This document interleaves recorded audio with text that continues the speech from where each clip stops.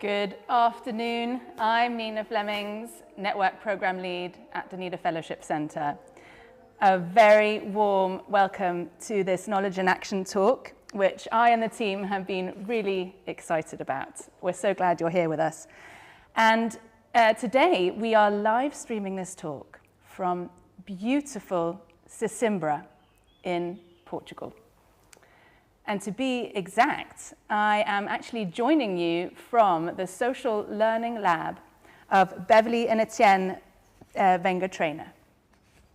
Hi. Thank you for welcoming us to your lab today. My pleasure.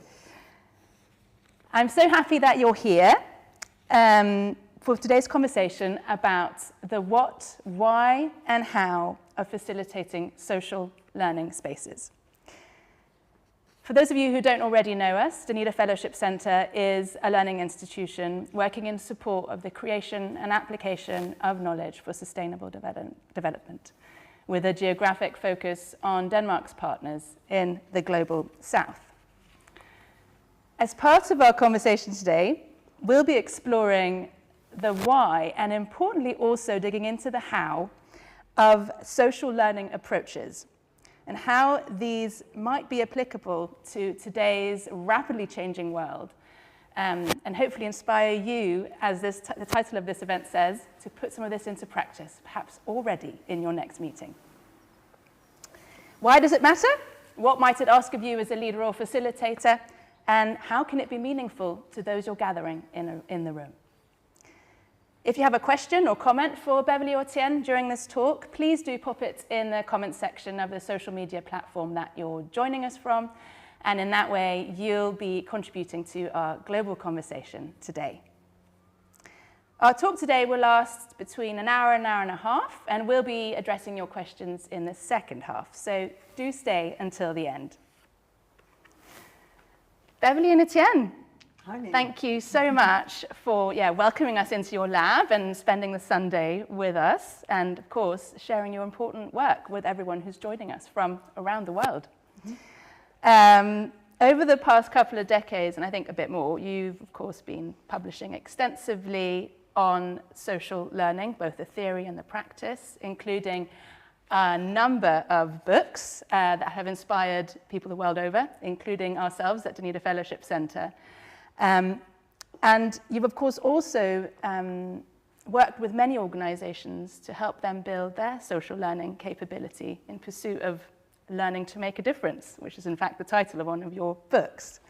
So I'm thinking that in terms of kicking off today, to make sure that everyone is on the same page, and especially those who might not have met you or read your work before know what we're talking about, could you say a few words to help explain what social learning is? Well, at its basic, if you just imagine a table with people sitting around talking, not about football, not about their children, but about something they care about. And they're sharing stories, and they're maybe even doing something together. In essence, what they're doing is social learning. They're learning from and with each other about something they care about. And how is that different to perhaps more traditional learning approaches that we might be familiar with from, say, the school classroom? So, well, I mean, in a school classroom, the most importantly, what you've got is some body of knowledge in a person, in a book, in a resource, and it's transmitted to somebody who doesn't know. That way learning happens.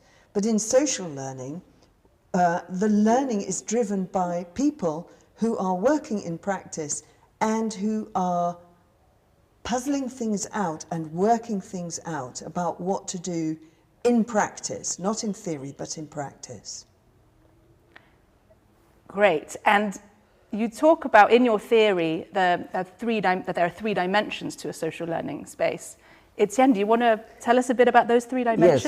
Yeah, so, when we develop a concept, we have to give it teeth, and we were thinking in our experience, when did we see that happen and what were the conditions that made it happen? And we came up with three forms of participation that are essential for a social learning space to arise. The first is that people are there to make a difference. there's something that they want to do, or there's something that they want to change in themselves or in the world that they really care about. So that care is a driver, okay? But then they also offer into the space their uncertainty. They engage what they're struggling with. Like, could you help me with this? Could you help me with that? And thirdly, they pay attention. Not the way you pay attention to a professor by trying to absorb everything the professor says, but pay attention to what's emerging, what's important, what could help me. Like you would say, tell me more about that. How would you do that? So when these three things happen together, a social space, whether it's a dinner table or a conversation or a group, when those three things are happening, you get a social learning space. Okay, wonderful. So we've got some understanding of the theory. Of course, there's much more to unpack there, but at least we all have a foundation that we now can share and build on. So that's all very good about the theory. But in practice, out in the real world, why does it matter? Why should we care about social learning? Well, I mean, traditional learning waits. I mean, you depend on knowledge being formed. You wait for it to be there, right? But today, things are uncertain. We have to learn as we go. We have to.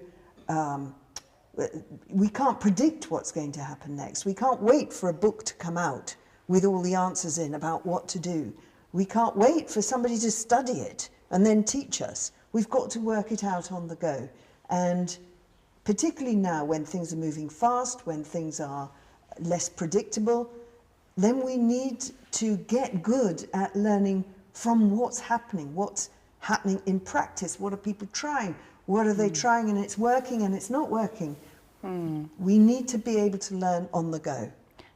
That makes a lot of sense, of course, and we're finding that in our work as well. Can we get a bit more practical on this learning on the go? Like how does that work? How would you kind of enable that to happen?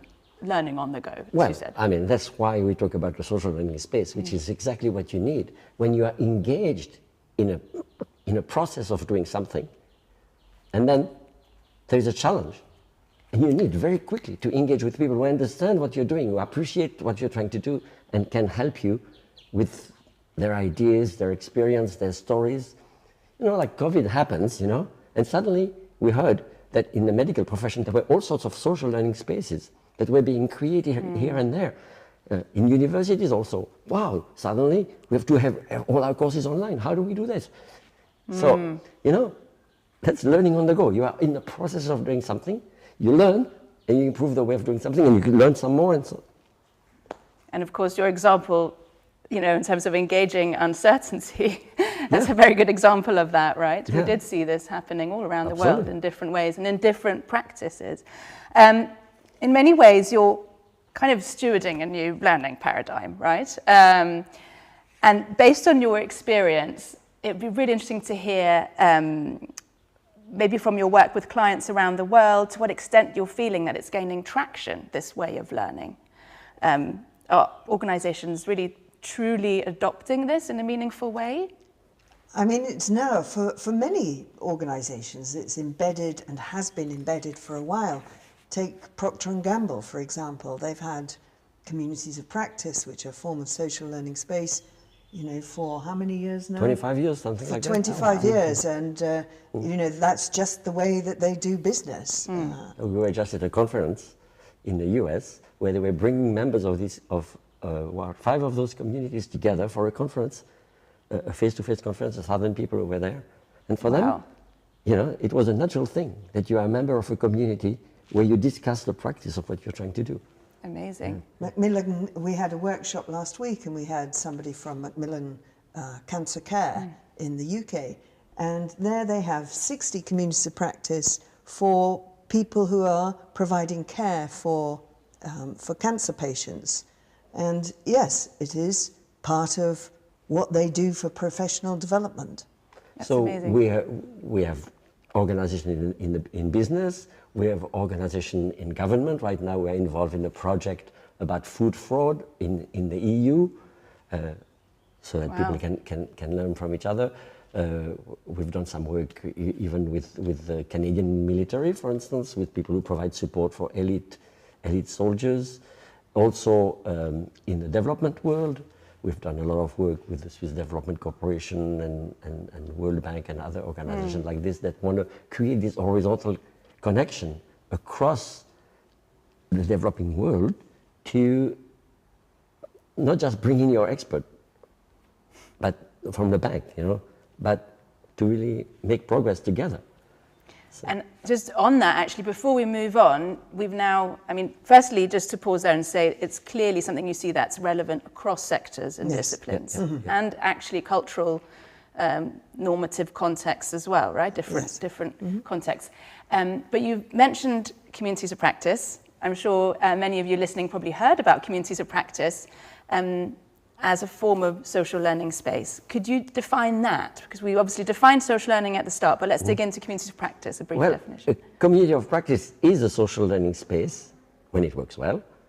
But in addition, there is a commitment by all the participants to develop a practice that they share, to make progress on something that they are trying to do, whether you are a surgeon or whether you are a psychotherapist. It's a commitment over time. And the commitment over time to work with each other, to use each other's experience to move that practice along. That you don't necessarily have in a social learning space. It may be a temporary thing. It may be with people who are from very, very different practices. Yeah.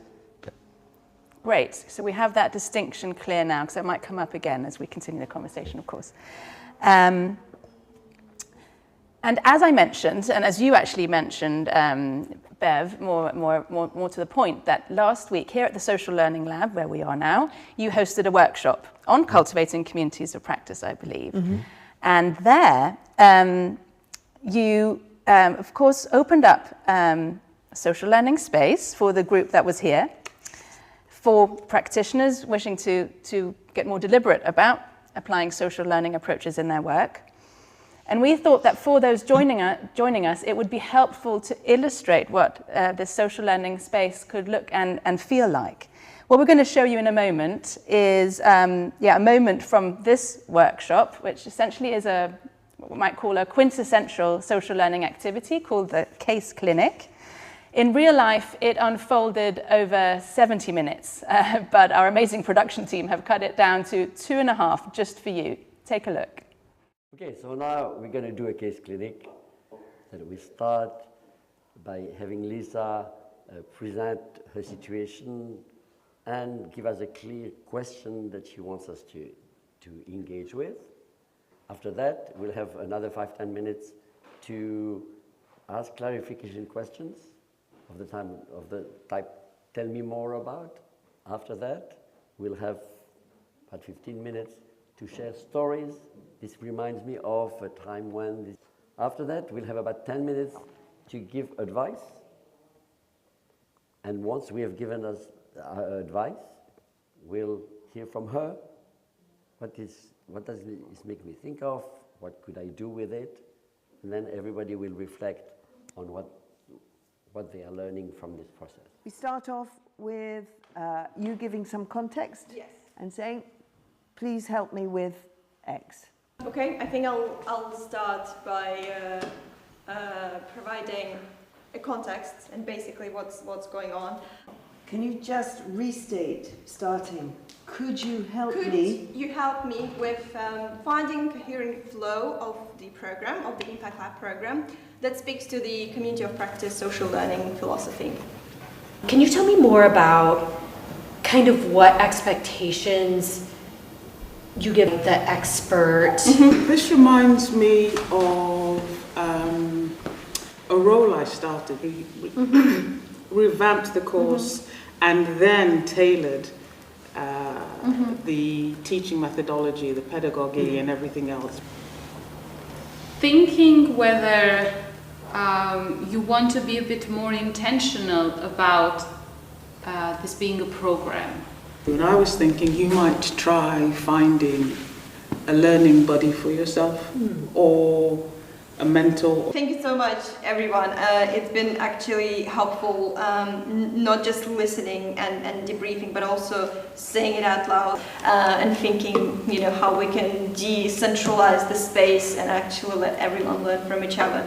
I was thinking, if these 4 days was a program like this, my conclusion would be that this was very useful because it was personal. So this was a case clinic that took place right here, actually, as you can see. And it was, you kind of facilitated it in a hybrid format. We can see a few phones and laptops that are open. Yeah, I was always pointing to the person who was speaking, because that's important. If you're online, you both want to see the room, but you also always want to know who is talking. And that's why I was always directing the phone to the person who was talking. Yes, so I think that's quite an interesting practical point here as well for anyone who's interested in trying to open a space like this up themselves, that there are opportunities for making it hybrid and productive as a hybrid activity. But before we dig into the practicalities of that, it would be great to just hear you put some words on what is happening in this space. So we have a few protocols for conversations, because if you are engaging uncertainty about what to do, you have to be very careful, because otherwise sooner or later somebody will jump in and say, oh, why don't you? So we have a few protocols around there just to keep the conversation flowing. And in that case, you saw it's, could you help me with? So it's an invitation into helping rather than giving advice. And tell me more about, really encouraging people to surface what's going on here before they make any assumptions and jump in with advice. And then this reminds me of to allow people time to tell stories about what's worked for them, what hasn't worked for them. Stories are a great way for sharing possibilities, open up the possibilities, or telling you what not to do, or suggesting that these are things you shouldn't do. And then we ask for advice. And only in the very last 5 minutes, people give advice. And the reason stories are so important is that stories, it's the recipient, it's the listener of the story who gets the learning out of the story. It's not the story that tells you what to do. And advice is a little bit more like, you might try this, so the advice is telling you what to do. But in a story, it opens, that's interesting. So the learning happens in the listener, not in the teller. And I mean, these kind of protocols are important because people associate learning with certainty, reaching a state of certainty. Yeah. And so that's why it's important for us to practice being in a state of uncertainty and not actually having to have the answer, but just to have ideas to try. And I suppose also not kind of creating a space where the people in the room are competing for the answer. That's right? right. I find those prompts, I mean, we've been experimenting with case clinics and other formats, and those prompts are so helpful. And one reason it's so important to value uncertainty without glorifying it. We're not saying you should wallow in uncertainty, but use uncertainty as a driver, is that one thing we've noticed is that sometimes people have this idea that experts are people who just go around the world serving their certainty. But we've worked with amazing practitioners that's a privilege of our work. And these people, what makes these people really special is not just their certainty, of which they have many, but it's also their ability to remain productive under conditions of uncertainty. Like a surgeon, if a surgeon is going to open your head, you want them to have some certainties about what they're doing, right?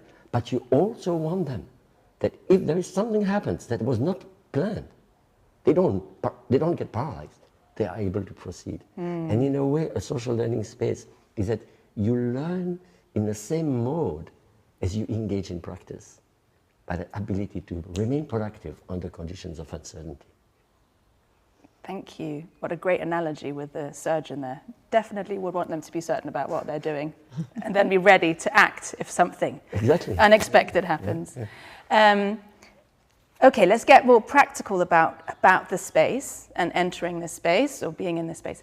As a learner, what is your role and responsibility in a social learning space? And what might it feel like to engage in it? Well, a lot of people feel actually in a social learning space that people care about them and their issues, so they feel very tended to. But as a learner, your responsibility is to bring your challenges to the table, because your one challenge is an opportunity for people to really put their heads together. And so, yeah, engaging in the space with all your uncertainty, pushing the conversation in a form of, we call it productive selfishness. It's really, the more I push my own quest, the more you guys are also going to get out of it. And being open about that quest, I suppose, in that space. And Yes, I think that's actually a question that I think some of us might have around the challenge of bringing that quest or that uncertainty into the room. How do you handle that if that becomes a challenge for people in the space, to be uncertain and engage uncertainty? Well, apart from anything else, one of the main things is it's very important, if you are facilitating or holding a space, to model uncertainty. So you don't come in as a knower asking everybody else to be uncertain. You are you're not uncertain because you're just saying, oh, I'm sorry, I don't know. You're really pushing yourself. And as you push yourself, if you push yourself hard enough, you will reach a point where you are uncertain about what you're doing. So you're pushing yourself. And sometimes as a facilitator, you may want to prime the pump by inviting someone, even if possibly someone who is very respected as a practitioner, to just start it, and you will say, oh, if she can ask for help, why not me? You know, so it's contagious. Yeah. But it is delicate. You know, not everybody can do it. Sometimes people who are kind of at the bottom of the food chain have a bit of a harder time. So it's creating that space where people can feel like, yeah, no, I can show my experience. I can reveal the uncertainty of my experience in order to make progress. And so that's important, because a social learning space is a place where the experience of people matters, both as a source of questions, but also as a source of stories. Oh, I tried this, but it never worked, or something like this. The experience matters. Yeah. If you are a professor and you're just giving your lecture, and by the way, we have nothing against it, it's very important, but there is another side of learning which we want to bring out. But if you're a professor, people's experience is not that important as long as they get the material and can pass the test. Yeah. In a social learning space, it's really your responsibility is to be there as you, and with the things you care about, the things you're struggling with, the hope you have to see something new. That's your responsibility. And that, going on to the facilitator, partly also the facilitator's responsibility. You touched on that, Bev, but do you want to say a bit more about what it feels like to be a facilitator in a social learning space? Well, when you're a facilitator in a social learning space, you are also a participant, because you're pushing yourself. You're interested to know what happens. You're sharing stories about your own experience. And so, when you're a facilitator, you don't feel the responsibility of passing anything on, but more of holding the space. Yeah. And it's really light facilitation. Okay? It's not that you take over the space and you pum, pum, pum, pum. It's more like you enable, you call upon, you know? Yeah. But it's light-handed. And it's a mindset change, I think, that a lot of us who have been trying to, implement this work, approach of finding that's the journey as well. Right, is that mindset many change. Many facilitators feel like they need to provide a good service. Exactly, yes. And they need to follow the agenda. Yes. The purpose of the facilitator is follow the agenda. And then they send a feedback form. How well did I do my job? But actually, the job in a social learning space is as much with the participants as it is with the facilitator. And if there is a great conversation, you don't go like, oh, on the agenda we need to move on, because that's the pearl, that's the goal that you want to facilitate. Yeah. So it's a different mindset as a facilitator also. Yes, it's a To follow the energy. completely. I think we're certainly finding that. My colleagues and I who are working with us at Dunedin Fellowship Centre, that's the main learning journey of it, actually. On that, we'll get back to some of these points in a bit, but I think before that, we would like to show some examples of other conversation formats. We've been through the case clinic, of course, just now, and at the Dunedin Fellowship Centre, in our work, particularly our network cultivation work, we've been experimenting with some of the other conversation formats, social learning formats that partly are actually outlined in this, your guidebook, the Communities of Practice guidebook, which is a really great resource and can be found on Bev and Etienne's website. We'll link to it towards the end of the talk today. And what I thought we could do now is look at some different formats. Mm-hmm. And if we could kind of go through, I've picked out 4 of them, so I'll sort of mention them. Maybe you could then say a few words about what each of these are good for. Okay. Or and useful what for. What see is something that you've tried in your own Exactly, context. And we'll see some images as we talk this through to visualize each of these formats. So, firstly, the fishbowl, which we've used a lot and found extremely helpful for conversations. Do you want to say a few words on that? So the fishbowl's great when you've got a big group, but you want an intimate conversation where people having the conversation feel like they're talking in a small group, but lots of people can listen. They can listen and they can join the conversation if they have something to say. Great. Let's move on to the gallery walk. I think the picture we're seeing is actually of an activity that our partner Circle Generation facilitated, but it follows the same concept. Do you want to say it's a way for people to get to know a bit more about each other, because you create a poster or something about yourself. And sometimes these conversations were so intense that, they took up the whole morning. We had not planned that, but people were so interested in talking with each other with those visuals. Amazing. And then the World Cafe, when is that a helpful format to use? Well, the World Cafe this was not created by us, it was created by Juanita Brown and her colleagues. But it's an idea of people moving from table to table around a certain question, and it's really good to get a sense of what a group is thinking.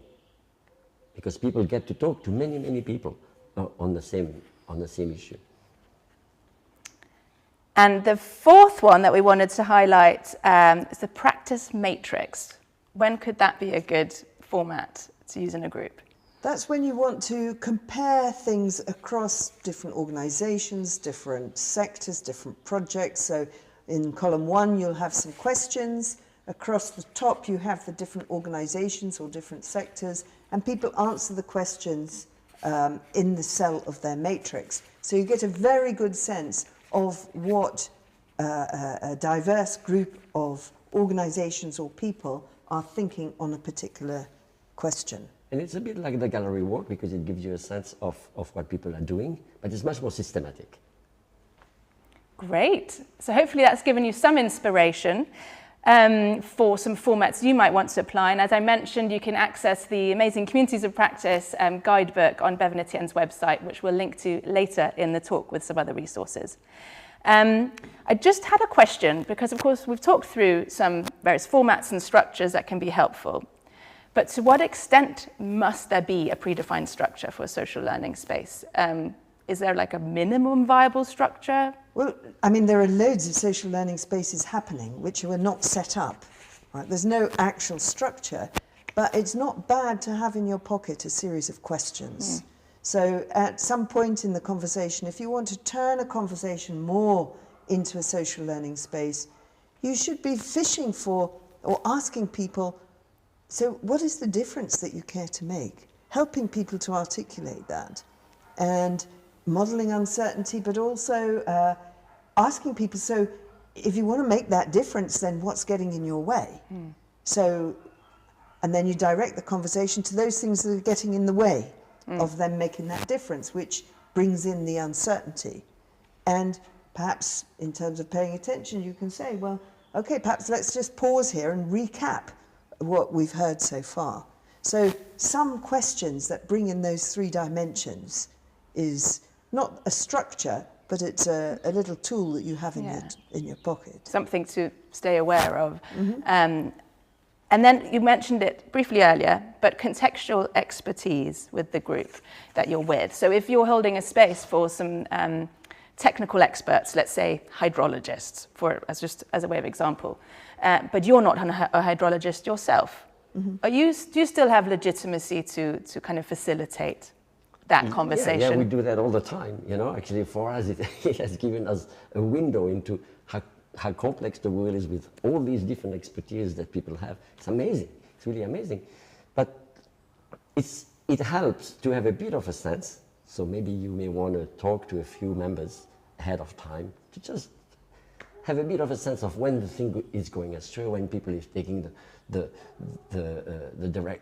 conversation in a useless direction, or when people brings out a pearl and you want to make sure everybody sees it. So it's good to have a bit of a sense, but it's not an essential condition. That's really helpful. So don't be afraid of opening up a space, even if you may not consider yourself the expert on the topic to be discussed. Actually, experts sometimes are dangerous because they just want to put in what they know. Yeah. Yes, some of us might have experienced that on occasion. That's true. I think what would be great to do now is to move on to some practical questions that some Danida Fellows have for you. Of course, last year, you joined us in Tanzania for our annual Network Leaders convening.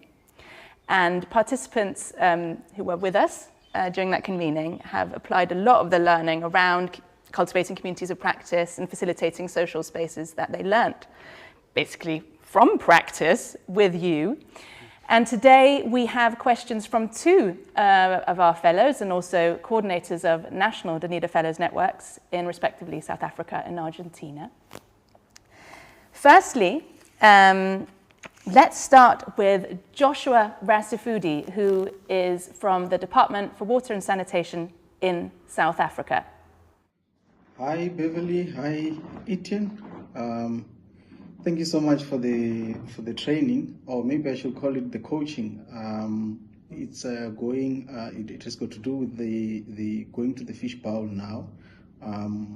There's that awkward moment where there's non-participation, even though you have started with the fish bowl. What I've done is I've put a cafe and always make sure that it's followed by a fish bowl. This I've done just to ensure that when there's non-participation, I'm able to change it into an interview where there are certain individuals or stakeholders that I could go pose questions to. But I would like to know if there's a way that we could deal with it. So that's, yes, you're talking about a sort of awkward silence which you feel the need to fill in. And your idea of doing a cafe beforehand is a great idea because it breaks the ice and it helps people to know who they're talking to.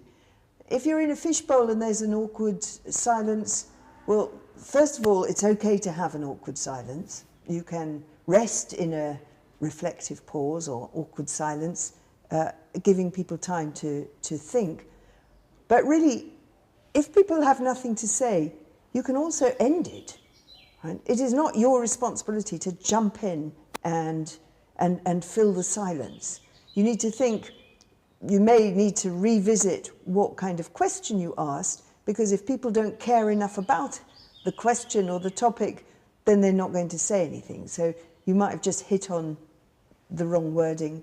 But I could add that, first of all, you never start a fishbowl with an empty circle in the middle. You always start with at least 2 people to start the conversation and get the juices going. And two people who you know are interested in that topic. Yeah, exactly.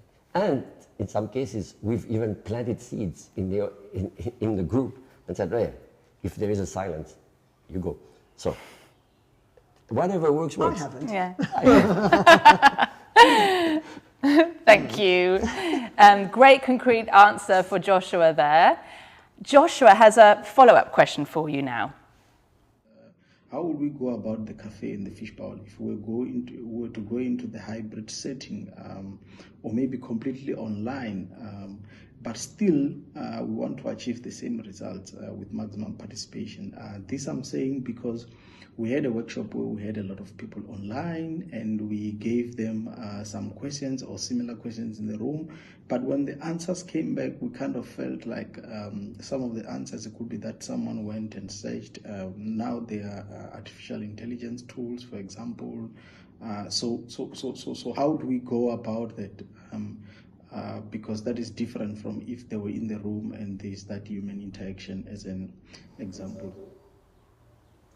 So online, how do you get people to really engage in the question?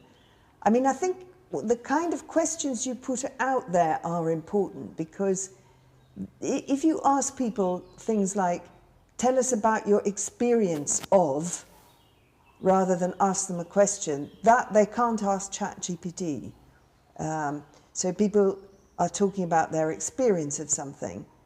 But also the fishbowl, for instance, we've done it hybrid. You just have one laptop for each person online, and when people want to come in a circle to say something, boom, you bring their laptop in there. And then when somebody wants them to move out, boom, you remove the laptop. Same thing with the cafe. We've done cafe where people online were sitting at the table on a laptop, and then when the bell rang and everybody had to change, boom, somebody took the laptop and moved them to another table. So there are all sorts of ways you can do that. We've done also a fishbowl completely online by having people in the inner circle turn on the video, and everybody else was just listening and turn on the video. So there are ways to give online versions to these activities. I think what you're surfacing, Joshua, is that people nowadays often go online thinking they're going into a meeting, because people have so many video Zoom calls that they go in, they think, okay, I've got this hour to spend, they turn their video off, they pay half attention, rather than when they're in the room, when they're paying full attention. And so somehow it's also about creating the space whereby people know they're in a space with their full attention, and so paying attention to how you get people in that space is important. And you may just create a rule that, no, you don't turn off the video. You know, you be there. You know, you don't go read your New York Times while this is going on. You know. Great practical tips there. I hope that was helpful, Joshua. And I think for all of us, this idea of having portable devices per online participant in a hybrid setting can make it feel much more inclusive and interactive between those who are physically in the room and those who might be joining online. So that's a great, very practical tip. Thanks. So let's move on to our other Danida Fellow and one of the coordinators of the Danida Fellows Network in Argentina, Mariano Jordan Christoph, a human insights consultant, is also a very active, actually, social learning practitioner. So based on his experience, he has some questions for you as well. Hi, my name is Mariano Jordan Christoph. I live in Argentina, in a very nice green place near Buenos Aires. My question have to be in how we can integrate artificial intelligence, but without producing something wrong in the community of humans. Well, I mean, first, we'd say, there is nothing that I can assure that a community is never producing anything wrong. But even science, there's sometimes science go wrong, experts go wrong too. So there's no pure safe guard against a community going wrong. And so if you add an AI system, then the community will First of all, you have to be very transparent about that. Second, take advantage of the intelligence of the community, of the group, to give good prompts and to look at what the AI system comes up with and think, oh, do we really believe that? Does it make sense? And so on and so forth. So, yeah, I mean, we don't know yet the exact direction that AI is going to take with respect to social learning. You know, some people say, oh, it's going to replace social learning. You know? No, I don't think it will, because somebody said, you know, maybe AI will do knowledge better than people, but what remains is agency. So this idea of caring to make a difference, you know, is really, really human, you know. This idea of being at the edge of what you know is really human. Actually, Brian Cox said something really beautiful. He's an astrophysicist. He said, I feel most human, I think, when I stand at the edge of the known. Thank you. So, yeah, a difficult one, and it's kind of at the edge of your theory. I believe some events you're hosting here in the lab next week will be looking into the sort of the ethics of AI in communities of practice, right? So that's going to be something for all of us to follow, Mariano. And I believe Mariano has a follow-up question that he actually co-created with ChatGPT. So let's hear that. And the question that ChatGPT suggests to me was a nice one, of course, and was how do you see the role of the communities of practice in a institutional or corporative setting where control, reporting structures, and hierarchy often prevail over trust, horizontality, and co-creations. Some of the organizations that we have seen social learning be very successful are particularly hierarchical. For example, the Army, the US Army, right? There is nothing to say that because there is a hierarchy that you then don't, in addition, need people horizontally to be making sense of it. And so... and you could say, actually, that it's even more important.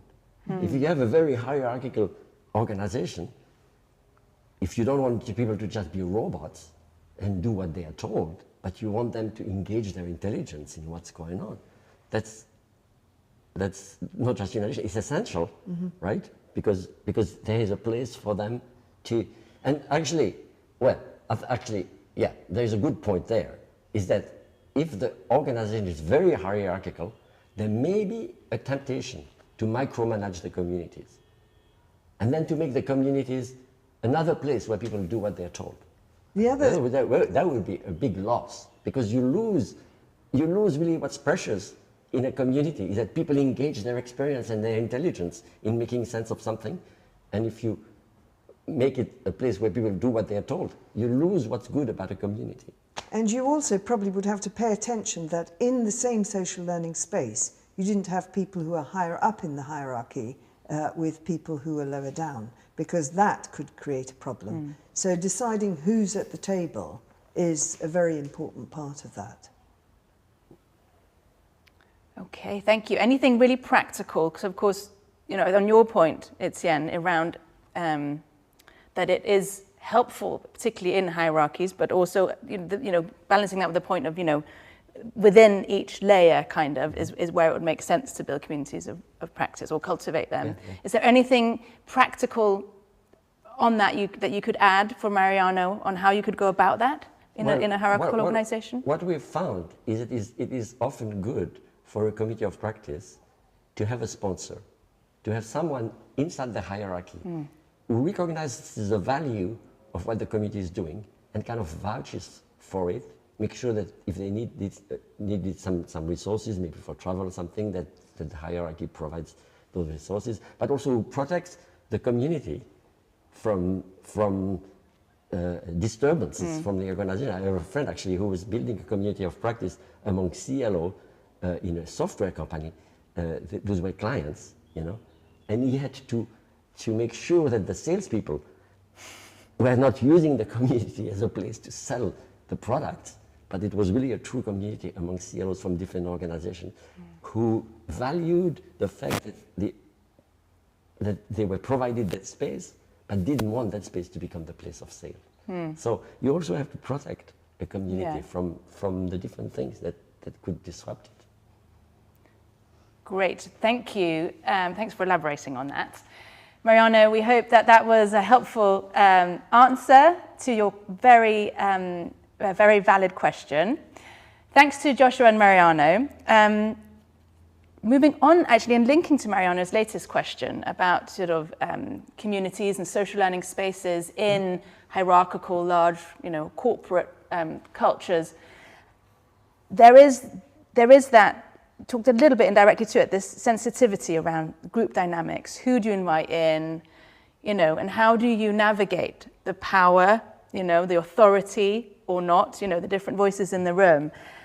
So I guess a question on that is, how do you keep these group dynamics in a social learning space conducive to learning? Mm-hmm. If there's a bully or an intruder in that space, how would you, as a facilitator, very difficult situation, by the way, manage that? Yeah, you have to, you really do have to manage it, actually. And not be afraid to send somebody out. Fairly recently in an online community, there was somebody who kept jumping in with the answer and telling people they were wrong, mostly wrong, sometimes right. And I simply wrote to him and said, I'm afraid I'm going to have to put you in read-only mode. And 6 months later, he said, I want to come back in again. I said, I will moderate your posts before you come in. So that was a pretty harsh stand, but he was destroying the sense of, the sense of the place being a place to bring your uncertainty. And I've had another experience, for example, this was with, in an in-person time, in a community. It was actually in a meeting, I think it was taking place in Namibia, where there was one person who was bringing national politics into the space. And the conversations kept coming back to national politics and distracting from the learning. And so, and there was one person who was being bullied, basically, by this that sounds very challenging, yeah. The first thing I did was actually to take the person who was being bullied out of the room and talk with him and make him feel heard and listened to and able to stand up for himself. Then I brought the bully and spoke with him. He still didn't really take it from me, but then I went up the hierarchy to the funder of the program, who then basically said, you're going to have to stop talking politics or get out. Wow. So again, pretty firm. Yes, very assertive and firm. And so that would be your role as a facilitator, should you come across these types of very tricky group dynamics and kind of power play situations that can arise. And Bev gave some really concrete examples of how she's dealt with it in the past, and also how that role of mediator can become your responsibility as a facilitator of a social learning space. Building on that, of course, with our work at Dunedin Fellowship Centre, we've been playing a bit with these leadership groups that you talk about. Again, I'm going to refer to this book for those who don't know it. Again, the link will be shared later, where you suggest forming leadership groups in a social learning space, and particularly in a community of practice. And we found it a useful way to navigate some of these group dynamics and kind of power play situations. Could you say a bit more about the concept of leadership groups?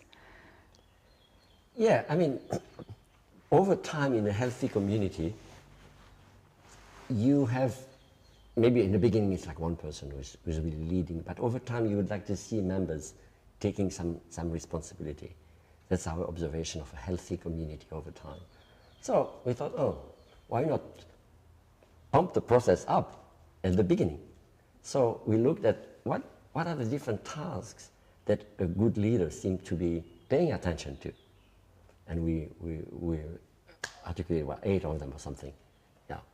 And then we thought, oh, why not assign this responsibility, leadership responsibility, to small groups of members and have them take ownership of their committee right from the first meeting. Yeah. So it's a way to distribute the leadership among different people, and how it helps with the dynamics or the power politics is there's one group who pay attention to voices, whose voices are getting in the way of learning and whose voices are contributing, and how can we deal with that.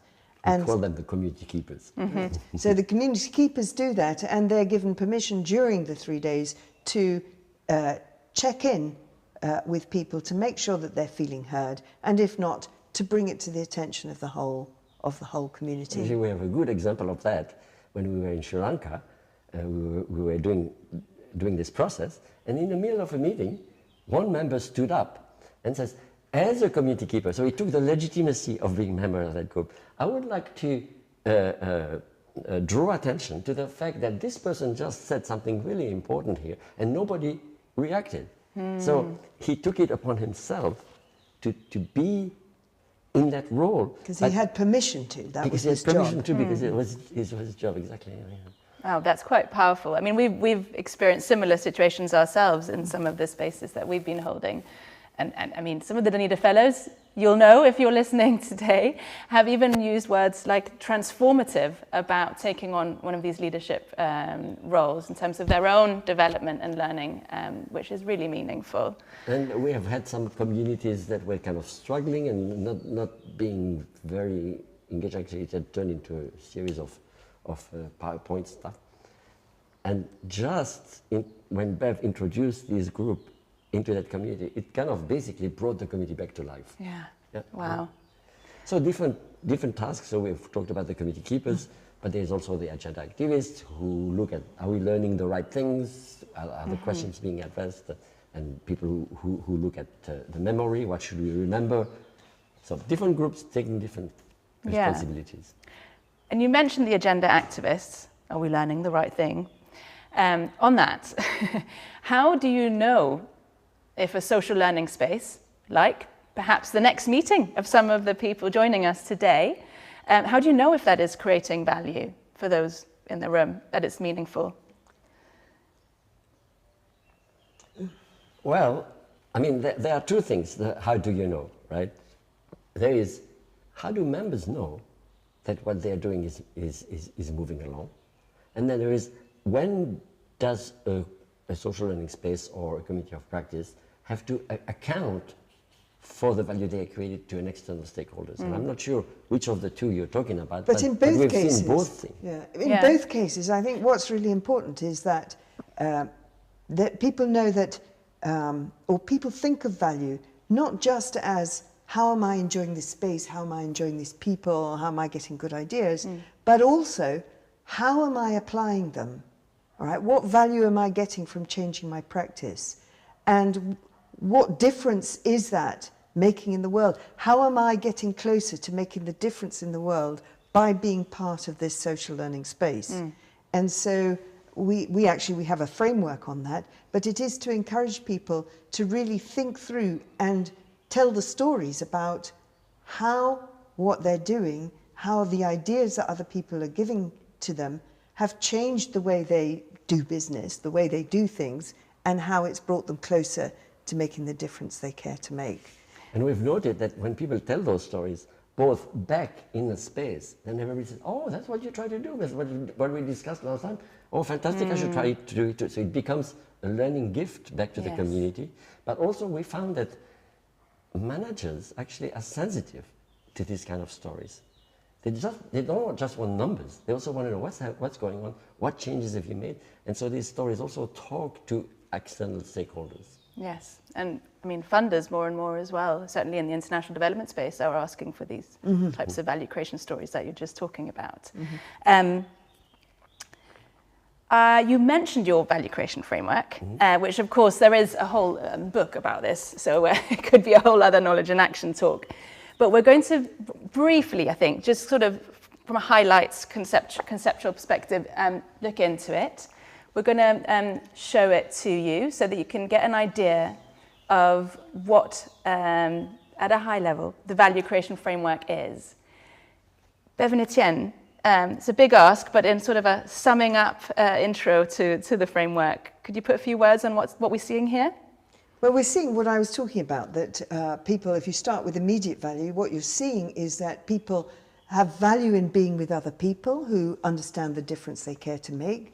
They get value from hearing their stories of experience, which is potential value, and they go out and they change their practice because of that, or perhaps with a renewed confidence. So that's outside the space, that's applied value, and the difference that they make is what we call realized value.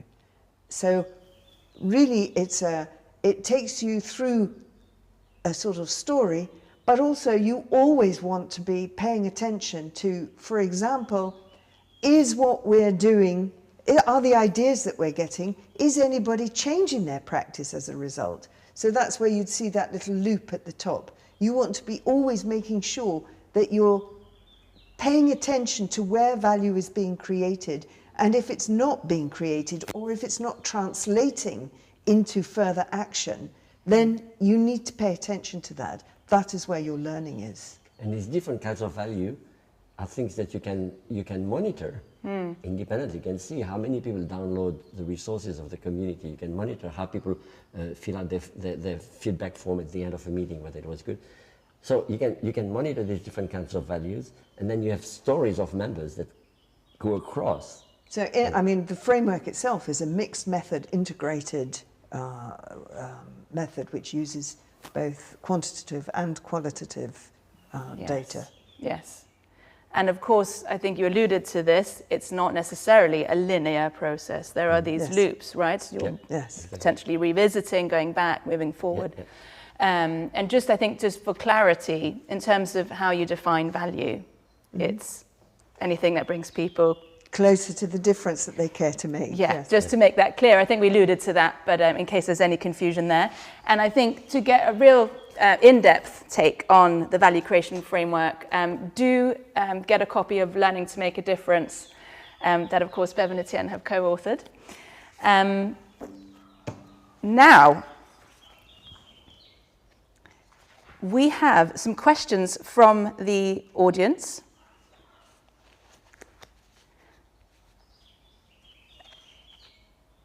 And the first one here, sorry, just had to take a moment to find it here.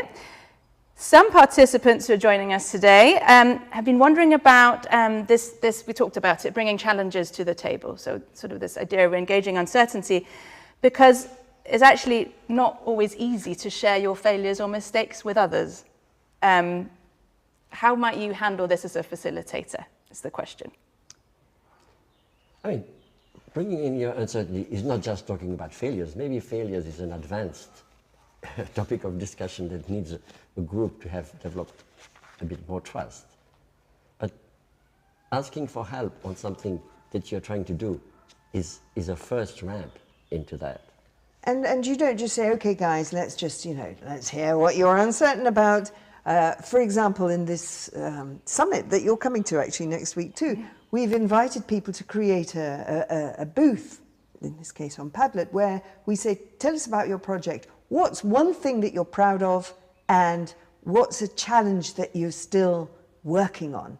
And so you ask people what their challenge is, and everybody's sharing their challenge as well as something they're proud of. So you're not going straight into, let's all show our weaknesses. I have to say, personally, having engaged in that activity via Padlet, a great resource for this. That was having the balance of being able to show both sides. Yes. So yeah, good tip for all of you out there. And again, what I said before, sometimes you want a person who has good reputation to go first, so that people can feel confident. Oh yeah, I can do that. Yes, because being the first mover can often be the most challenging. But then once someone's opens it up, right, then things. But also, if they see that somebody who's seen as an expert or a very experienced person, to see that they're still working things out can be helpful. It's not just you working things out because you're not very good. Completely. Thank you. We have more questions to get through here. Thank you, everybody, for sharing your questions.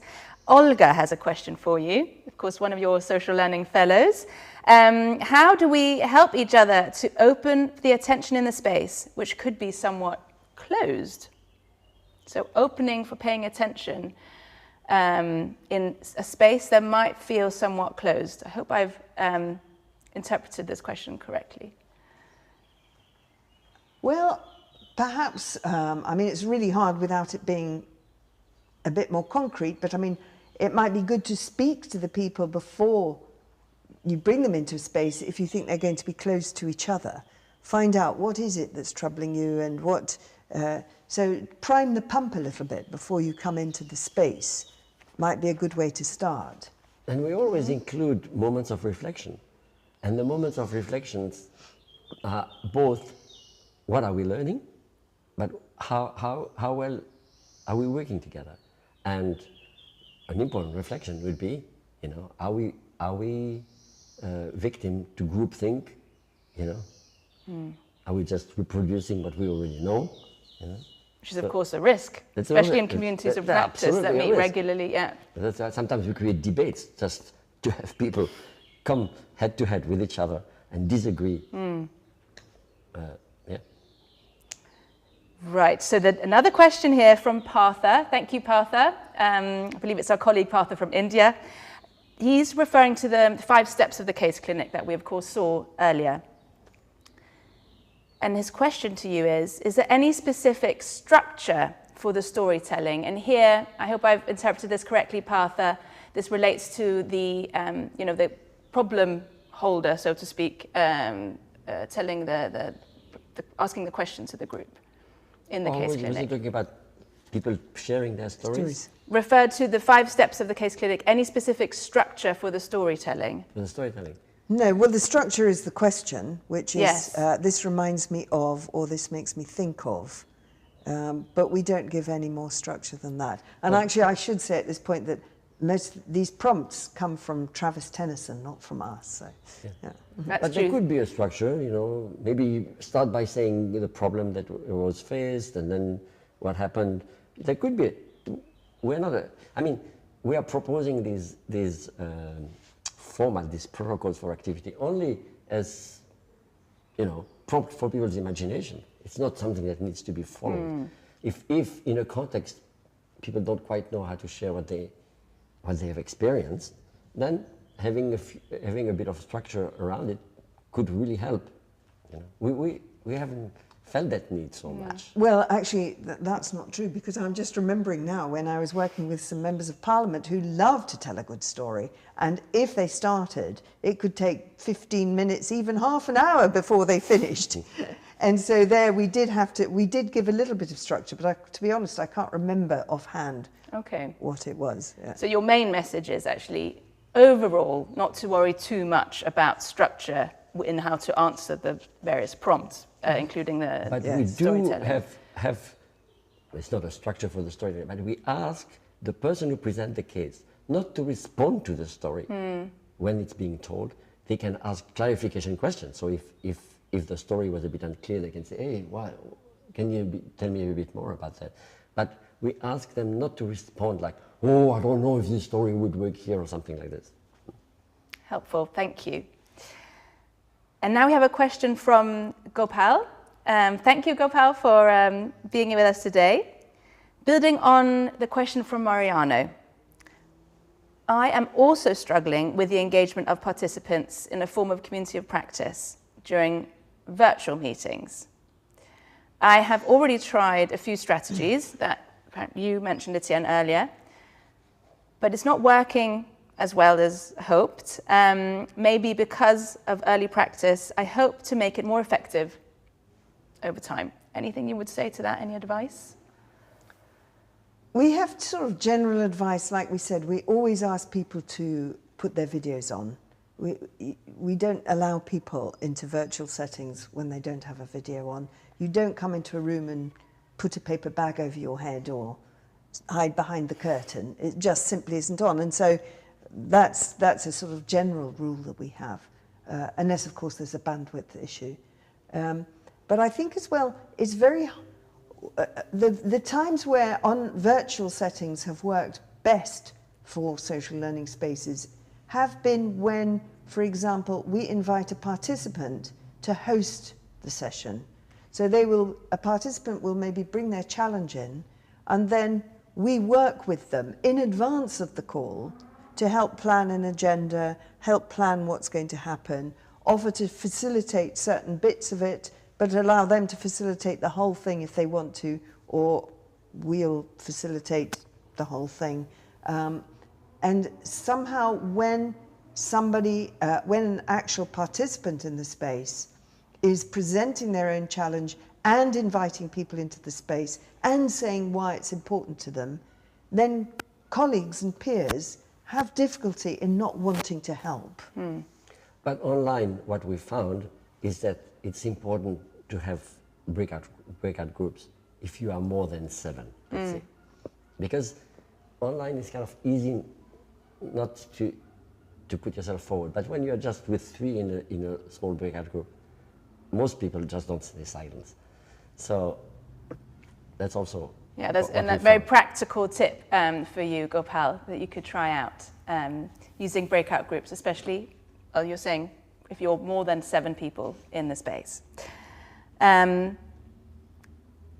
We also have a question about the risks in social learning. Can you speak to those, or that you've experienced? I mean, the risks are enormous because human beings are unpredictable, but human beings are also wonderful. So the rewards are also enormous. But yeah, there is something that you don't control. And if an organization, I remember a manager says, my employees talking to each other, no, that's going to be like a union or something, So yeah, there is a risk, Maybe they'll talk bad about you as a manager while they are together. But it's sort of better that they do that in the context of a committee of practice where they can come back to you. Yes, so there are lots of risks, but people never talk about the risks of having somebody do a 2-hour PowerPoint presentation. After 5 minutes, people are just thinking about their dog and the new car they want to buy and whatever happens. There's an enormous risk, I think the biggest risk about it is, as Etienne said, is people. And you're dealing with people, you're dealing with relationships, you're dealing with meaningful things. And it really is possible to make change. And human beings are fragile, and especially when it comes to things that they really care about. And so you do have to pay more attention to people. But when you take a risk, then something can happen. Like I remember this conference where we were with these chaplains, kind of therapists, counselors, They had a committee of practice, and we created a social learning space, and they started to tell stories about moments where they were really feeling it was difficult, because they're helping people through hard times. And it was amazing. Once the space was open, it took a little bit of prompting, but they were like, I don't know, half of them were crying or something. But because it was suddenly a place where they could talk about their real experience, not about this technique or that technique, but their real experience. Yeah. And so, that sounds very profound and meaningful. On that, I mean, another question that comes up, and there's also one I have for you. What's been the sort of, this magic essentially that you're alluding to that can arise, and it can be very palpable in the social learning space when it works, when you've kind of nailed it as a group. Could you share some of, I don't know, maybe one each, like successes in making this work and feeling this magic in a social learning space? I mean, you've had long careers, so you might need to think of it, but something that comes to mind? This was one that was particularly poignant. But actually, remember when we were working with the Canadian Army, these people who were supporting elite soldiers. So it was not the elite soldiers themselves, but the people who support them.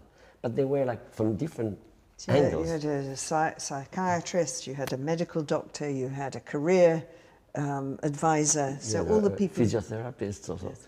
And when they started to talk about how they could work together to support these soldiers better, because it's really difficult, you know, because some of these people get depressed, they have post-traumatic syndrome. It's really a difficult work. When we were in that room, and actually we had done a matrix or something with them or something. Yeah, we had done a matrix. The practice matrix that we talked about earlier. On the table. And it became a topic of conversation by saying, okay, oh, this is how you see that person. We saw that. And it was like, really, Bev doesn't like me to talk about magic, because it's not magic, it's human beings, you know? But there is a magic, you know, when human beings are there as human beings. We're trying to do a good job, we're trying to do something difficult.